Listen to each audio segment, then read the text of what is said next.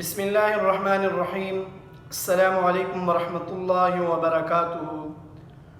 دودھ میں پانی کا ملانا ناجائز اور حرام ہے اور بہت سخت گناہ ہے، اور یہ اللہ تعالیٰ کی نعمت سے ناشکری کرنا ہے، کفران نعمت ہے، لوگوں کو اصل چیز سے محروم کرنا ہے۔ لہذا اگر دودھ میں کچھ بھی ملاوٹ کی جائے تو وہ ناجائز اور حرام ہوگا۔ آج کل دودھ کو گاڑھا کرنے کے لیے مختلف قسم کے پاؤڈر دودھ میں ڈالے جاتے ہیں، تو یہ بھی ناجائز اور حرام ہے۔ اگر دودھ زیادہ ہے اور پانی کم ہے تو جتنا دودھ ہوگا اتنی کمائی حلال ہوگی، باقی پانی کے بقدر کمائی وہ حرام ہوگی۔ اور اگر پانی زیادہ ہو اور دودھ کم ہو تو یہ سارا کا سارا پانی ہوگا، لہذا ساری کمائی جو ہے وہ حرام ہوگی۔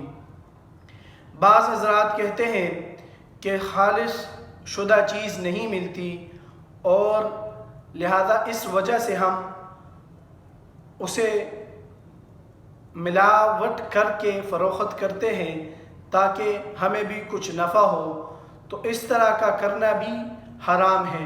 یا تو وہ اس ملاوٹ کے اوپر خاموش ہو جاتے ہیں، یا جو ہے لوگوں کو کہتے ہیں کہ بھائی آج کل خالص چیز ملتی ہی نہیں، لہذا وہ دودھ اسی طرح بیچتے ہیں۔ یہ بات یاد رکھنی چاہیے کہ اگر کوئی انسان، کوئی بندہ دودھ میں ملاوٹ کرتا ہے، چاہے وہ پانی ہو یا پاؤڈر ہو، تو وہ دکاندار اعلان کر کے لوگوں کو بتائے، اپنے پاس لکھ کے لگائے کہ بھائی اس میں اتنا پاؤڈر ہوتا ہے یا پانی ہوتا ہے، لہذا آپ ملاوٹ شدہ دودھ لے سکتے ہیں۔